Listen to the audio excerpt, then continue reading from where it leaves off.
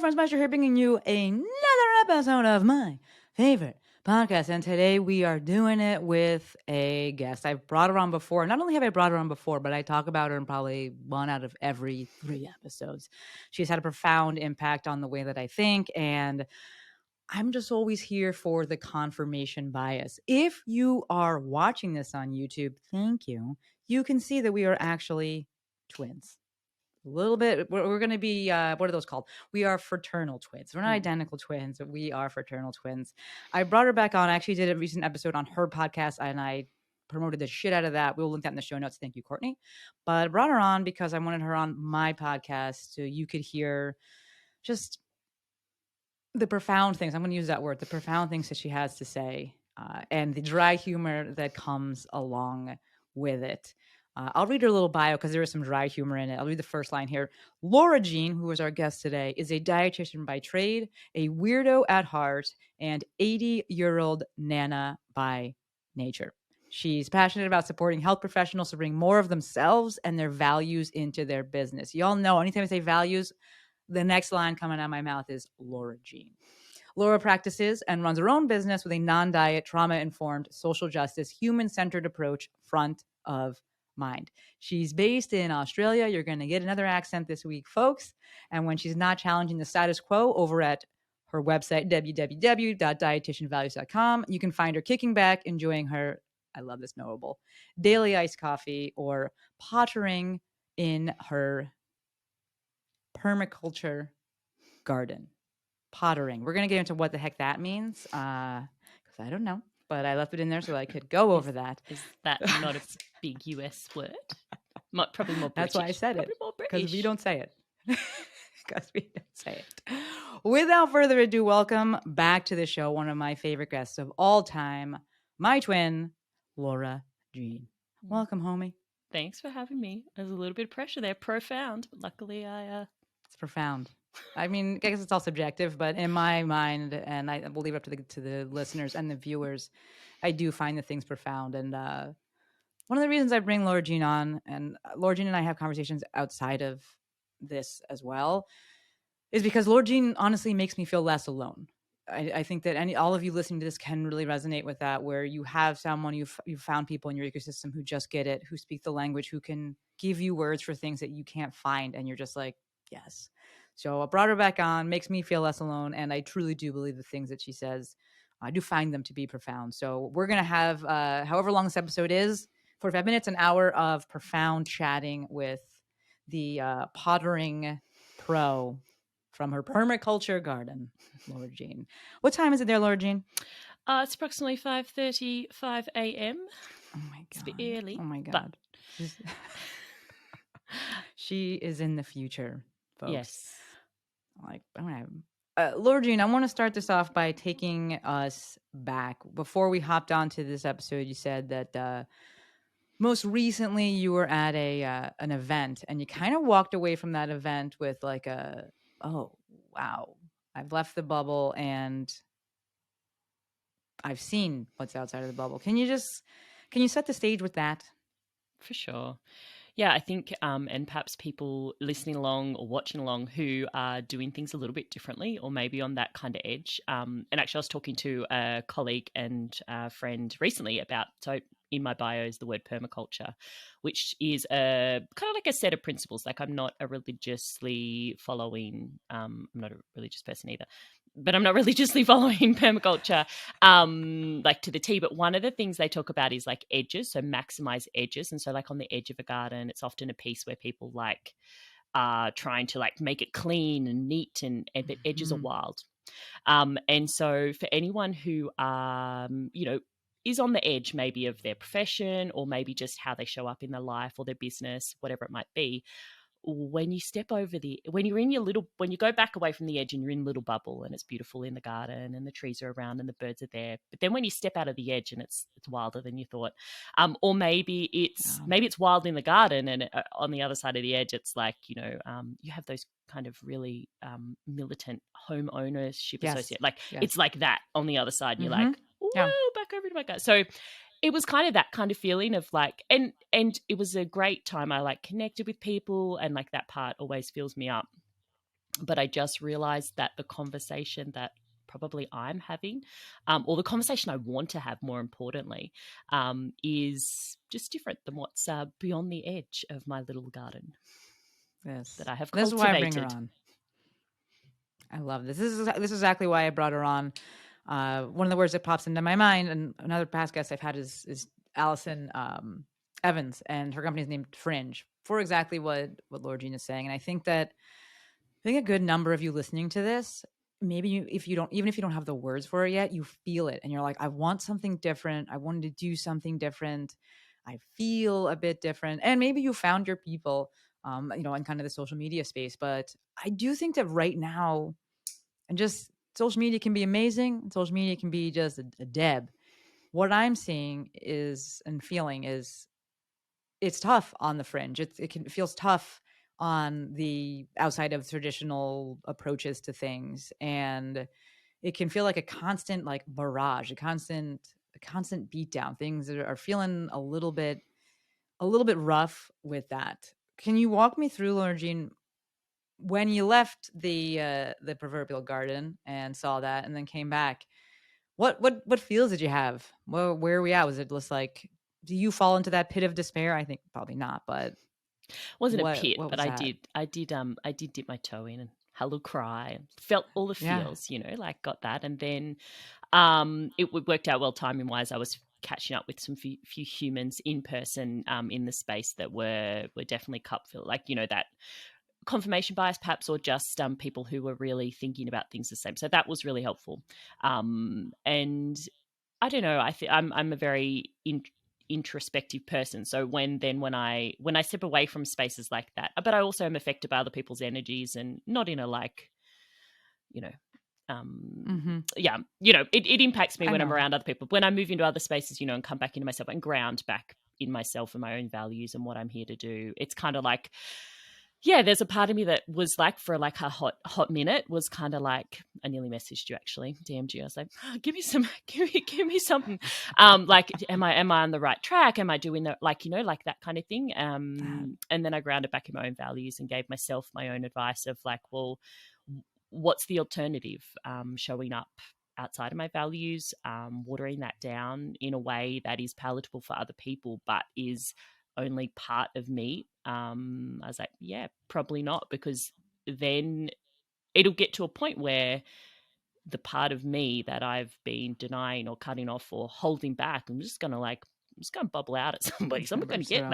that. But also, or I'm holding it and like I've got the resentment because I'm not turning my values to myself. So I worked through it, and yeah, just jumped back in my bubble, figuratively and literally, back inside my garden, literally, and back outside, but then also figuratively back in connecting to people and just continuing the conversation. And the humans that hang out with me were kind enough, not because I asked them, but just kind enough to respond in ways that really gave me that, yeah, that confirmation bias, but also just reminded me that there are people that want to hear what I have to, and not even in that. I talk about, my interpretation of being of like a culture of a world that's kind of fair and just is a space where people can be seen, heard, and known. And people just offered me that in my space, but offered me that opportunity to be seen, heard, and known again, which I probably didn't have in that space. And so that was, yeah, that was enough to just ground me back. Doesn't take me much to get ground me back in, but yeah, I was like, had a moment for sure. Definitely. Definitely. There's two things there. Like, I'm gonna go with the second one that you said about a fair and just world. Can you just elaborate on that? Because in my mind, the first thing I say is, I'm like, life is not fair. Mm. How do I reconcile that? Or what are your thoughts in terms of, let's go with fair and just world? What is that? What does that mean?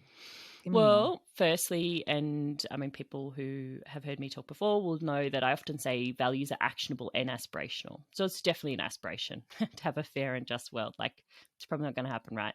Um, but I can cultivate it.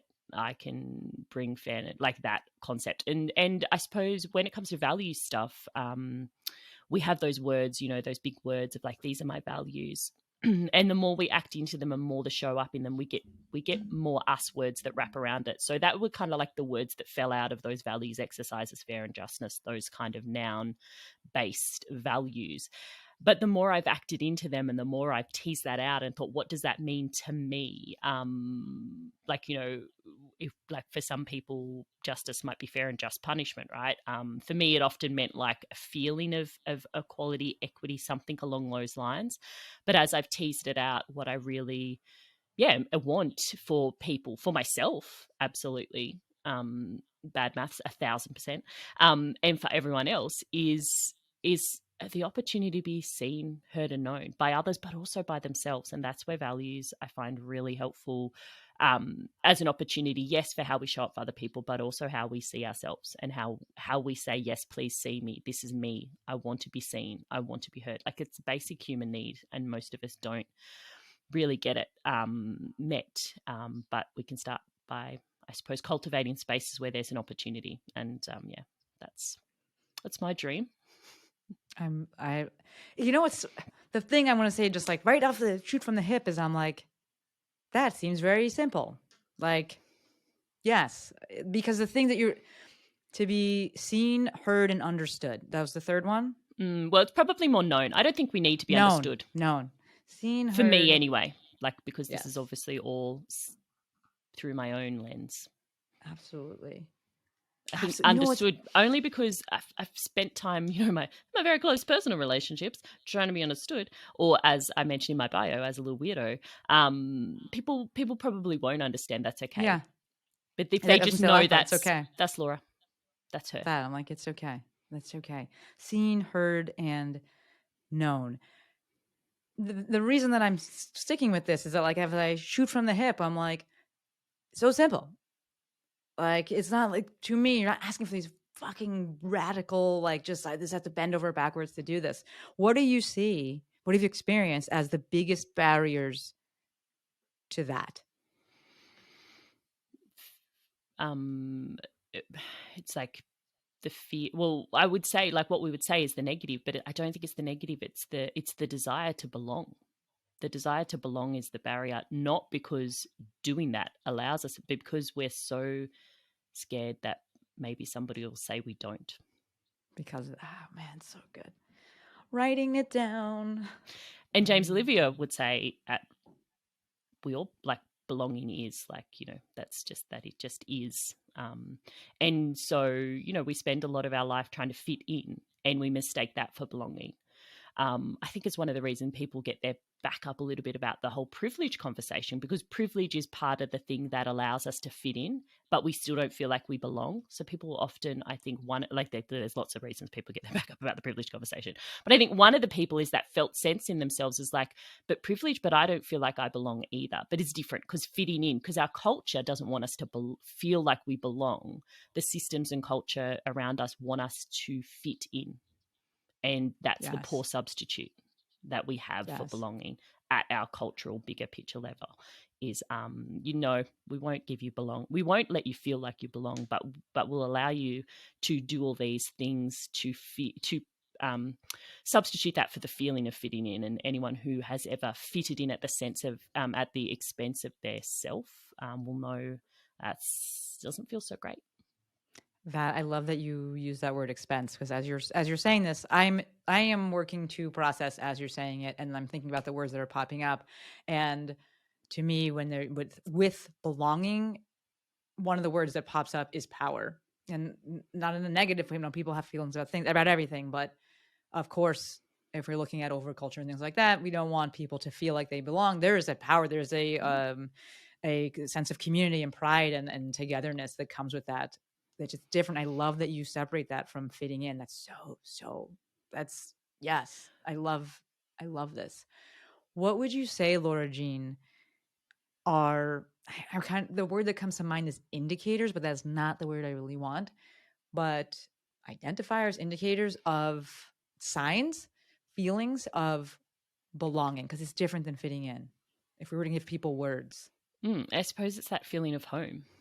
I shared a thing, I think it was this week, around that, around, you know, often our culture, and we talked about it when we were chatting, like, that whole, those words like the best version of you, the biggest thing, there's this idea. Actually, I dropped a podcast episode this week when we're recording around, you don't have to be the best version of yourself, right? You don't have to give 100%, which I know is antithetical for a lot of people. But what I suppose my alternative I offered up is to be the version of yourself that feels like home, the version of yourself that really feels like you.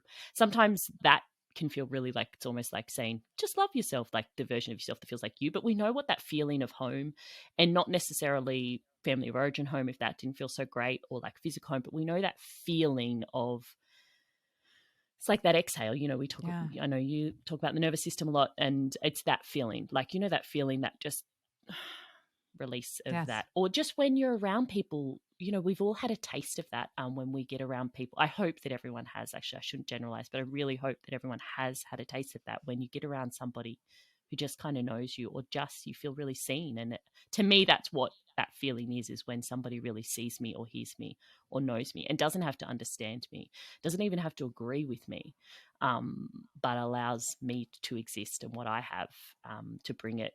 But I don't even have to bring it, but just allows for that. And if we think about it on the micro level in a conversation, like with you, I get to be seen, heard, and known. But at a macro level, people with identities that are, we're culturally there, our culture or our systems are saying, well, we don't want to see you.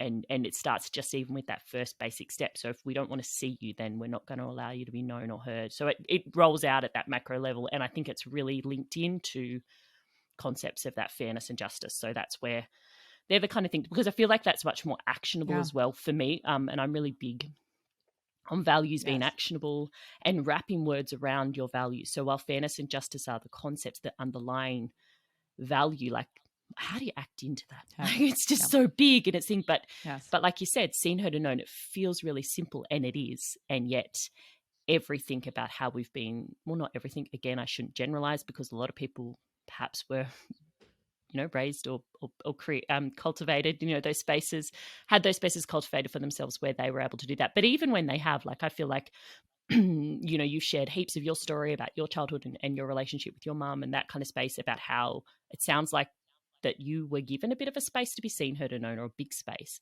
But even then, you can see that not everyone has. So even when we've had it for ourselves, we can see that that's just not what most people get. And it's definitely not Yeah. what the wider systems offer up, for that to That. happen. Laura Jean, what does that look like in terms of cultivating?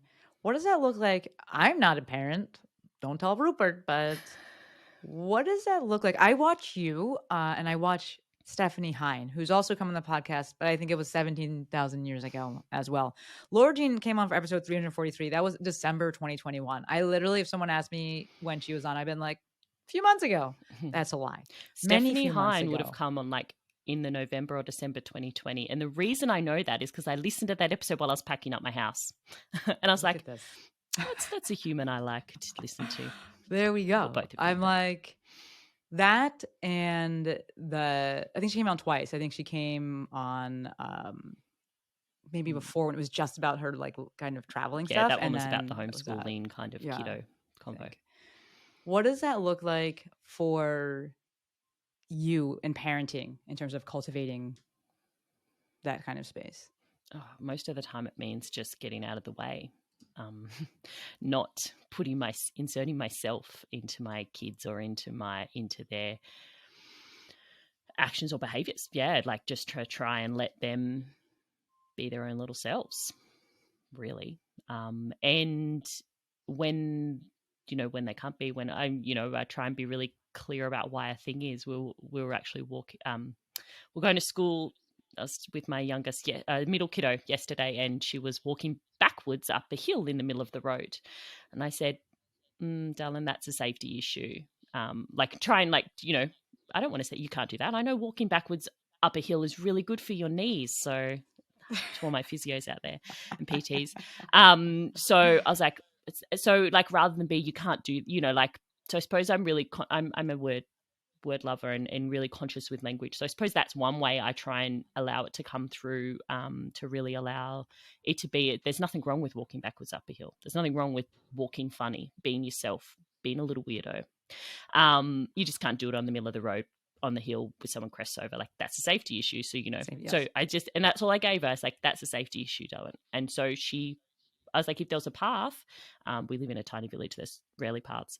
But so she just took herself over onto the grass on the edge of the road and continued walking up backwards. So, okay, no worries. I said, that's probably a personal safety issue in that you can't see ditches and things, but that's that's your body, your choice. So Kids are made of nerve. Like, she'll be fine. It's okay. she won't get hit by the Woolies delivery truck cruising around the village early in the morning. There you go. My job is done. My job here is done. Well, I have two questions because especially coming off of you just saying Woolies, whatever delivery The truck supermarket, local food supermarket delivery. Shop delivering to online. the houses. Yeah, Okay, yeah. wow, that's how it's Online shop. delivered there. Oh, you don't do that? I mean, it's going to be somebody. It's not like the grocery store is coming. It's somebody that works. Oh yeah, Somebody that yeah. does their A courier, job. but they just have their special truck. Like, yeah. Oh, do they? Oh no, this is like somebody's personal vehicle that they're likely using as it's part of some Amazon thing. Like, Oh, right. yeah, No, they it have won't have like like Vons on the side. It won't have that. No, no. So that in mind, because we have what I consider to be kind of a small town, I think the word you used was village. And we'll start with the kids because we were just talking about that.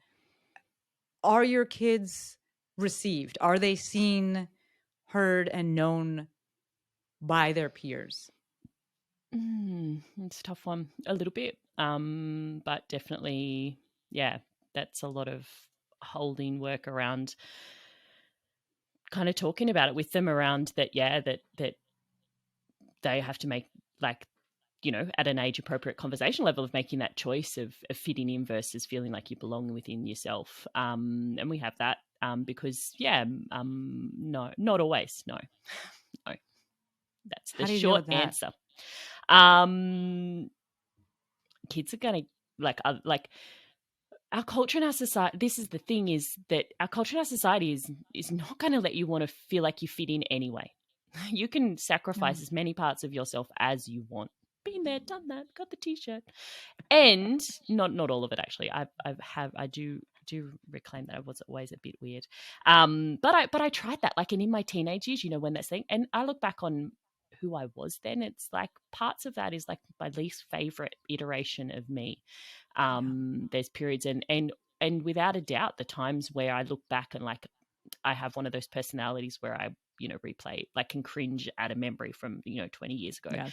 I cringe, preemptively when I'm watching a movie when somebody's going to make like a real big social faux pas. I'm just like, oh, it's going to That's the feel word. really I call uncomfortable. it secondary awkwardness, and I Mm, like can't. I'm like, I can't watch this. yeah. I have to leave So that feels right really now. viscerally, physically uncomfortable for me. That literally. But when I look back on those kind of times where I acted in ways where I'm like, yeah, it's a bit cringy for myself. It's without a doubt, it's times when I was trying to fit in or trying to be who I thought other people might like more, or those kind of things. So, or, act through my nice trauma programming. Yeah, so really we can do it. I suppose I want my kids to know that they can, and they can make that choice. And there is a trade-off to that. They just got their hair cut like super short, actually a little bit like Tina from Dina. I've never said Tina's surname out loud, so I don't want to butcher it. From the Mafia. Oh yeah. I'm like, who? Yeah. Tina Dominguez? Yeah, Who's the Dominguez, last that's name it. is? I Yeah. was going to go with that, and I was like, Yeah. yeah. So, like, like that with the Yeah. side for That's anyone who fresh. has Yeah. never She got the seen Tina. half It's like a side, fresh. like, shaved down, and, like, the little side swipe there. My kids are 6 and 9, to give a bit of context, but what's really interesting, I think they've had pretty good reception of it. But yeah, there was a moment where my oldest was like, what are people going to say? I said, what's up to you? People will say something. You've been wanting to have this haircut for a while. It's up to you whether you want, which thing's more important to you, and just leaving the decision with her, but obviously highlighting it because she's only 9, so she doesn't have fully developed prefrontal cortex. So this is what will happen. But yeah, I suppose you talk about this a lot, is my job or my work is in taking care of myself, what happens. So, or parenting and showing up for her, whichever choice that she chooses to make. So if she had chosen not to and then regretted it because her little sister did it, then I would have, held space for that. The reason I ask this, one, because I'm nosy, but the main reason I ask this is one of the things that you brought up, and I love that word cultivate and talking about cultivating communities of care. And I just want to present people with the full picture because it's so easy to present this very, this is amazing and you can change and be different and be yourself. And then they're like, but also, here's the reality. What does this actually look like? And I do believe that there, one, parents are superheroes. I that is beyond my capacity, but I'm interested in seeing what this actually looks like in practice and cultivating this kind of ecosystem and this kind of environment and what that looks like. It's one thing with us, which is my next question, but then with kids, and then what does it look like for them? And this, I don't know, because that's not where I'm at. One of the things you said that was really profound was that like society is never going to want you to feel like you fit in, and that's a profound statement to me. And also, yes, you're in a village, A which I'm going to village. assume is not very big Mm. compared to, like, let's say where I live. Yeah, probably about, I think that the last census, which is like our counting of all the people, was about 400 people in the village itself, but there's like What? properties around. I'm 20 minutes from the capital of Australia, but even that's not very big. Do you know everyone, Lindsay? I know a lot of people, yes, I do, but not everyone. We talked in person when you were here. So Lord Jean came for Boss Up last October. The weather was acting a fool. She made the long jaunt over here, and we got to speak in person about this. What is that like in person? You showing up as you, more you, leading with values. Values are verbs, and you know, showing up as you in this space. What has that been like? That space. I don't know how it's been for anyone else as far as in the village, but it's been like I've enjoyed it. I titrated a little bit as far as like, I don't give my whole self and everything to like not everyone can handle this. Don't want to scare everyone in the village. It is a village of only 400 people, so um, but yeah, I suppose I've been consciously cultivating community for a little bit of alliteration. So finding those spaces where the people hang out that have a similar value set. And so I started a community produce share. So with the garden stuff, um, one from a real personal desire to get my hands on fruit and vegetables that people aren't using as I That's smart. establish my garden here, because Yeah, it takes, smart. anyone out there around garden, it takes a couple of years to actually get your garden. I know we see all those Instagrammable pics, sorry, garden tangent of like, I just built this bed this year. Look at the produce. Like from my experience, having done this before in another home, it took me 4 or 5 years to get to kind of Wow. like a good kind of peak production-y kind of space. Well, I don't know if that's peak because then we left after a little bit after that. But anyway, I know that this, again, this is kind of like similar to that feeling of the bubble feeling where I'm like, I'm in a new garden. I'm like, it's me. I'm a terrible gardener. I should just give up. But actually, really, it just takes time for soil and microbes, and we won't go down the regenerative soil Okay. path. Okay. I'm like, we should maybe. We Okay. won't go too far right yet. I'll come back. We can go back there, but I'll Like, bring my tangent back. Um. Anyway, so I was like, we're going to be here, I don't have a crystal ball, but our plan is to be in this village for a while. And I want to cultivate community because really community and a resilient community, I think, and that ecosystem of care is so important. And we can't create ecosystems of care if we don't yes. relate in a way where we know and allow ourselves to be known, but also where we don't have those smaller, like microcosm kind of people we're connected to. So anyway, I started this produce share, community produce share. So I just popped it up on Facebook. People do still use Facebook. We have like a community group. It's a thing. Um, it's Absolutely. and was just like, hey, want to meet the Oval on Sunday and swap garden stuff? And people did. So it's been great. We've been doing it for about a bit over a year. And I really wanted it to be community, like I do the weekly post, but I really want it to be something that's driven by other people. That's not about me. It's not my produce share. And so I've met some people through that who are really great, like people on different levels of conversation. But there's one particular young couple here who, we can really like go into that deep boom. You meet those people where it's like Yeah. within 5 seconds you're talking about whatever the deepest thing is on your mind at the moment. And I had that. And so, it's been about finding my people, my specific people, and also it's like different parts of my value. What's really interesting is probably my best kind of like say mum, like same sort of stage of life friend as me, is actually a physio in the town. In the town there's like heaps of Oh, physios here. I'm like surrounded by oh, physios okay. online, physios. There's like five, at least five. It's a village of 400 people. There's at least 5 physios that live in this village. So, which The is ratio there, I'm strange. like, oh, okay, wow, But okay. anyway, so you kind of get to know your people. So we have that similar health professional values and help and like way of looking at things, and so that's really cool. So sort of got being cultivating those spaces and recognizing, and this is something that over time, that not one single person or one single group is going to maybe see, know, and hear all of me. And they don't have to, like, I don't have to be, not 100% has to be seen, known, and heard at every one time, but there's different spaces and cultivating spaces where I can get those needs met, and have that little belonging hit. That That yeah, part. that there's You different kind of bits, got and ahead of the question that I wanted to ask, which is, I read your mind. you really did though. I'm like, yes, and I'm gonna probably just ask you to kind of elaborate on that. One, what Laura Jean just said is that you don't have to get all things from a single place. That all three of those things. One of the things I want to back up, and maybe I'll ask for action items for people, is you said that you kind of titrate yourself, if you will, which makes sense, right? As we're choosing to relate to people, it's, you don't have to like just like, here I am, here's more me, a million right here. I think that for some people, there's such a, because of how they were raised, how they've grown up, how things have always been, maybe it feels all or nothing, or there's difficulty in that titration process. Can you speak to that? And if there's any like advice you have with that? Yeah, I suppose I would share the things I notice when I don't titrate myself. Mm-hmm. When I'm either a little bit dysregulated, a little bit like, maybe got some, and a different kind of that, like, I'm not grounded. I'm not grounded in my nervous system. I'm not necessarily grounded in my values. So there's that piece. But also when I've gone not too long, but more of a period of not being seen, heard, and known. So like it's almost like, and it's probably that cultural scarcity idea of, shit, here's an opportunity to be seen, heard, and known. I best get that Mm-hmm.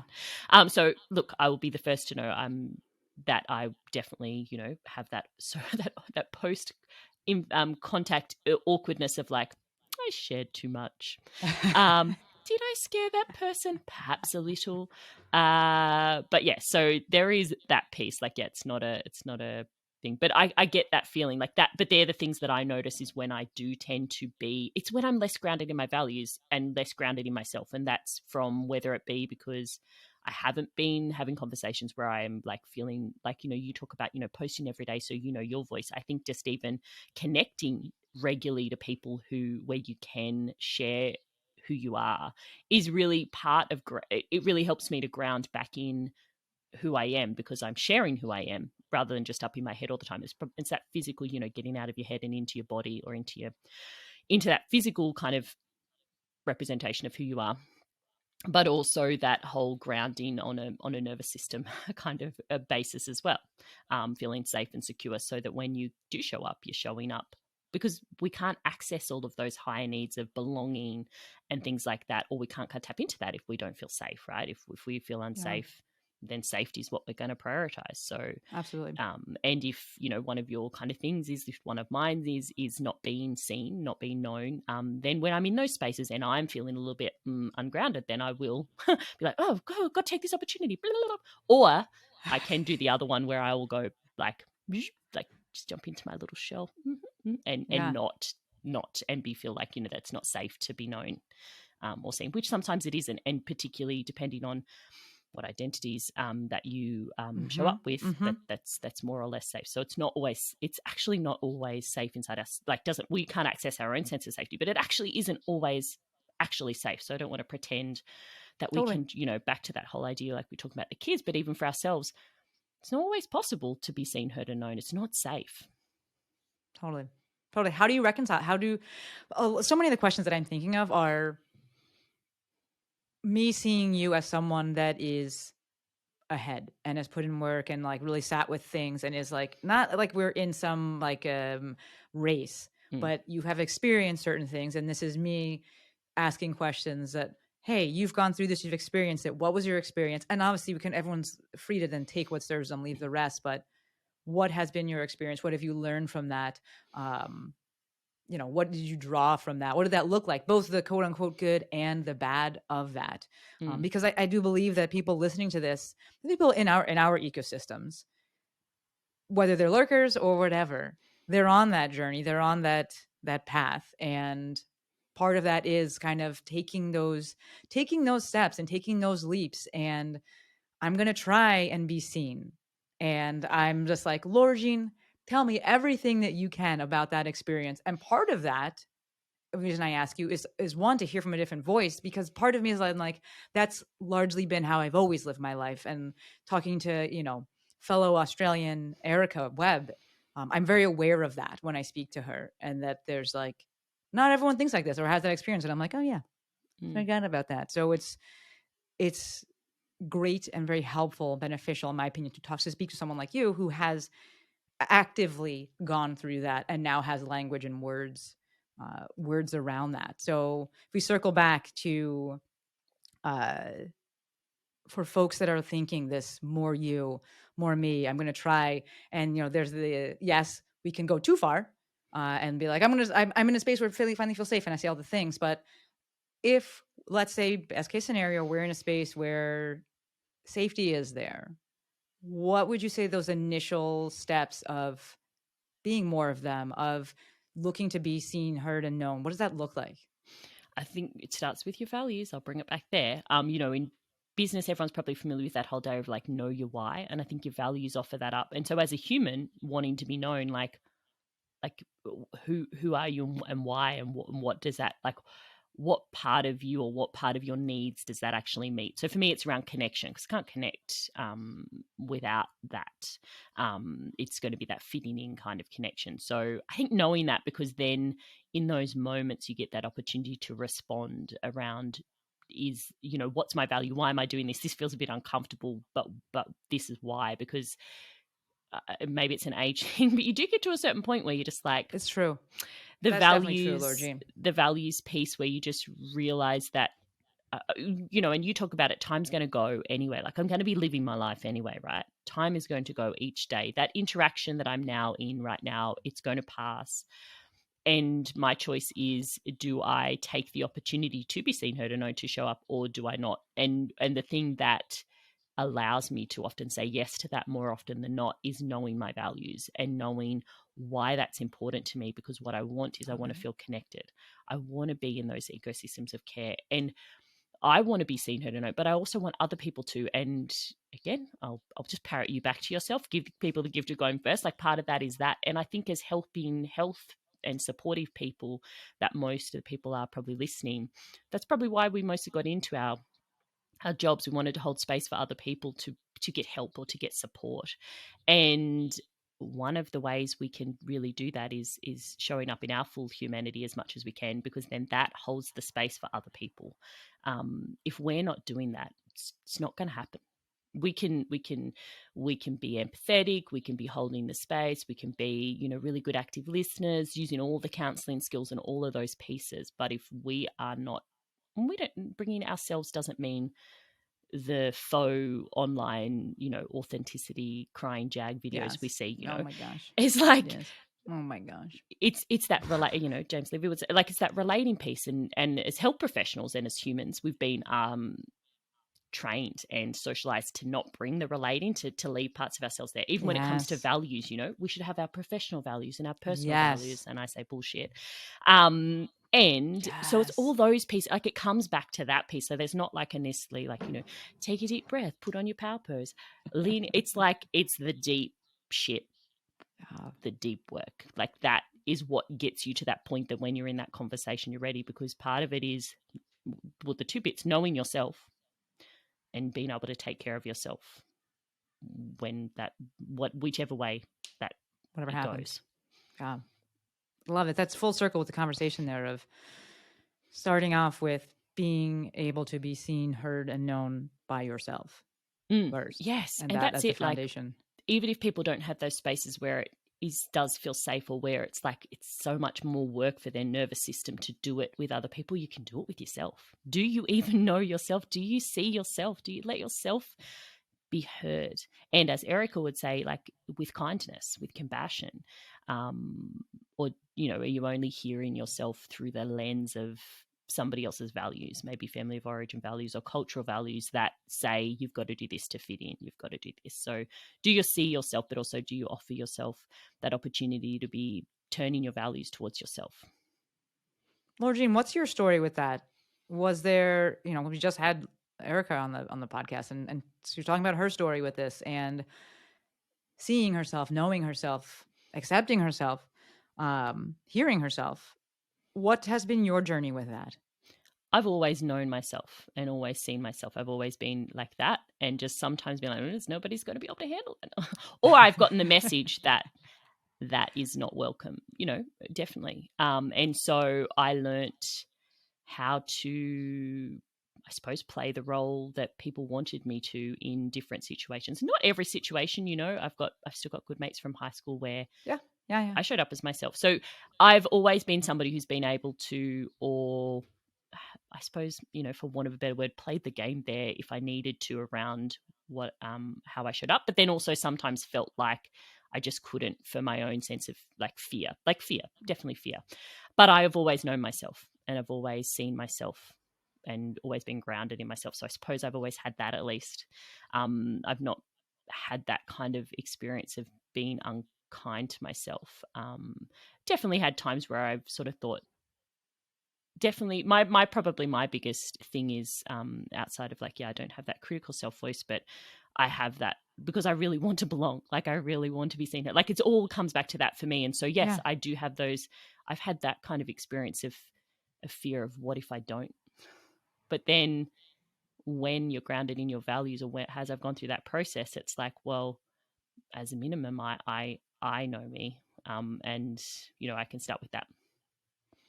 I love this part of it and what you just said, because at the end of the day, I'm like, this to me is being human.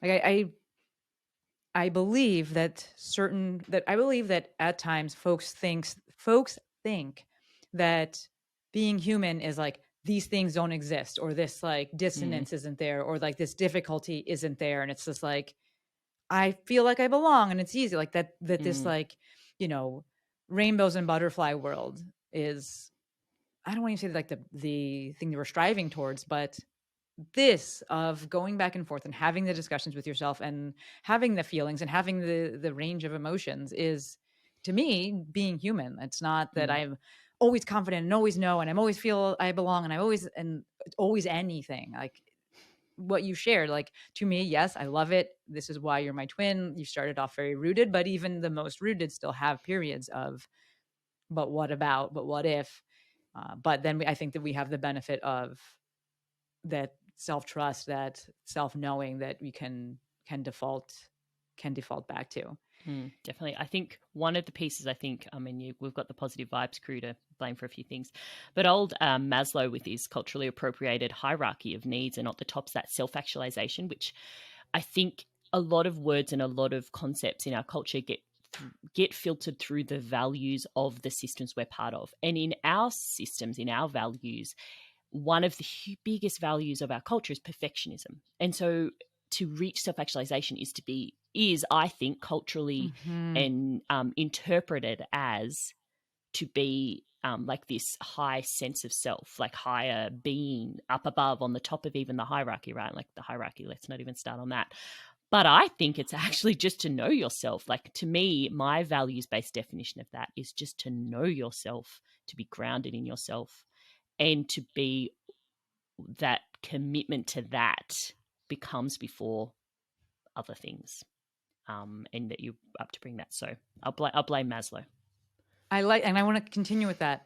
You said it comes before other things. What if you were to draw it out? If you were to create, not it's not a hierarchy. If you were to create a schematic of Mm. this, what would you put and where?